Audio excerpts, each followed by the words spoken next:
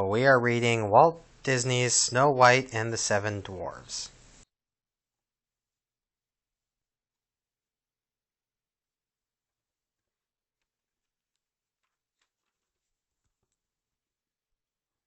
Long ago, in a faraway kingdom, there lived a lovely young princess named Snow White.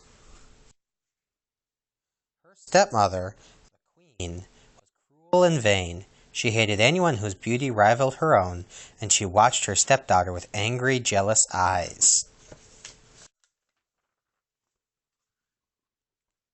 The queen had magic powers and owned a wondrous mirror that spoke. Every day she stood before it and asked, "Magic mirror on the wall, who is the fairest one of all?" And every day the mirror answered, "You are the fairest of all, O Queen, the fairest our eyes have ever seen." As time passed, Snow White grew more and more beautiful, and the Queen grew more and more envious. So she forced the princess to dress in rags and work in the kitchen from dawn to dusk. Despite all the hard work, Snow White stayed sweet, gentle, and cheerful. Day after day she washed and swept and scrubbed, and day after day she dreamed of a handsome prince who would come and carry her off to his castle. One day, when the queen spoke to her mirror, it replied with the words she had been dreading. "Fair is thy beauty, Majesty, but hold, a lovely maid I see, who is more fair than thee. Lips red as rose, hair black as ebony, skin white as snow." "Snow White!" shrieked the angry queen. "She must be destroyed."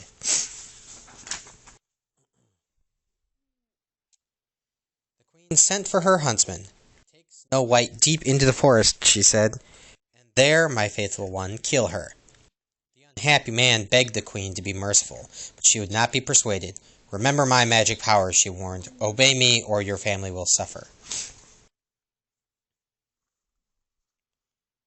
The next day Snow White, never suspecting that she was in danger, went off with the huntsman.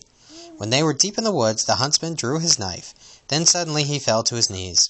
"I can't kill you," he sobbed.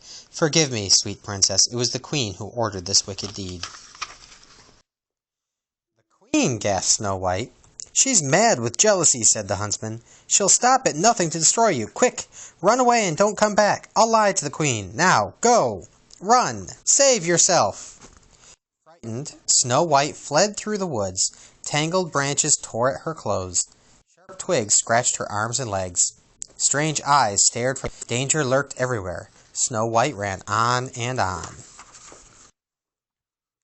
At last Snow White fell wearily to the ground and began to weep. The gentle animals of the forest gathered around her and tried to comfort her. Chirping and chattering, they led her to a tiny cottage. "Oh," said Snow White, "how sweet! It's just like a doll's house." But inside, the little tables and chairs were covered with dust, and the sink was filled with dirty dishes. "My," said Snow White, "perhaps the children who live here are orphans and need someone to take care of them. Let's tidy everything up. Maybe they'll let me stay and keep the house for them."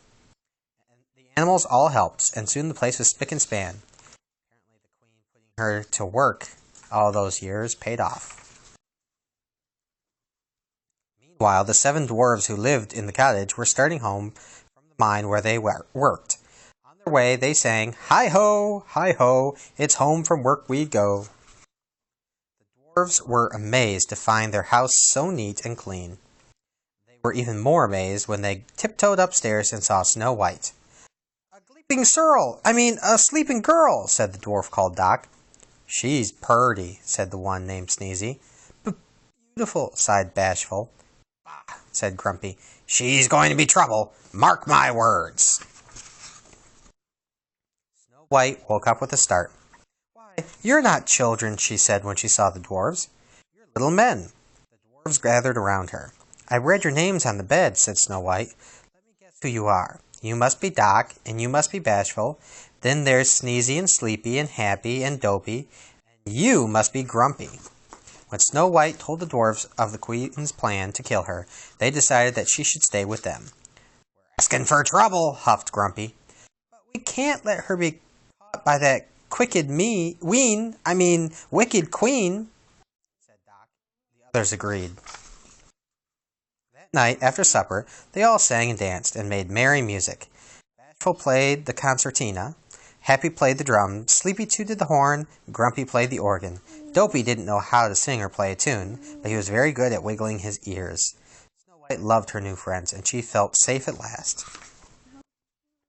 But the Queen had learned from her mirror that Snow White was still alive.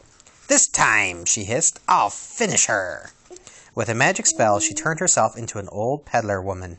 She filled a basket with apples, putting a poisoned apple on top. "One bite," she cackled, "and Snow White will sleep forever. Then I will be the fairest in the land." Next morning, before they left for the mine, the dwarves warned Snow White to be on her guard. "Beware of strangers," said Doc. "Right," said Grumpy. "Don't let nobody or nothing in the house."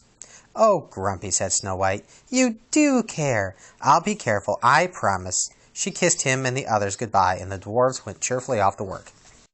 A few minutes later, the Queen came to the kitchen window.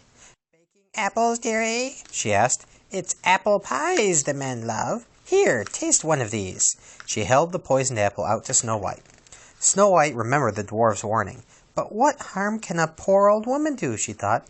"And that apple does look delicious." She bit the poisoned apple, and then, with a sigh, she fell to the floor. Told by the birds and animals that something was wrong, the dwarves raced back to the cottage. They saw the Queen sneaking off, and they ran after her. As storm clouds gathered and rain began to fall, the dwarves chased the Queen up a high rocky mountain. Up, up they went, to the very top. Crack! There was a flash of lightning, and the evil Queen fell to her doom below. But it was too late for Snow White. She was so beautiful, even in death, that the dwarves could not bear to part with her. They built her a coffin of glass and gold, and day and night they kept watch over their beloved princess. One day a handsome prince came riding through the forest. As soon as she saw Snow White, he fell in love with her. Kneeling by her coffin, he kissed her. Snow White sat up, blinked her eyes, and smiled. The prince's kiss had broken the evil spell. As the dwarves danced with joy, the prince carried Snow White off to his castle, where they lived happily ever after. The end. Vivian! Vivian! Here you go. Did you like the story? Did you like it? Yes or no? Did you like it? Mm-hmm. Good girl.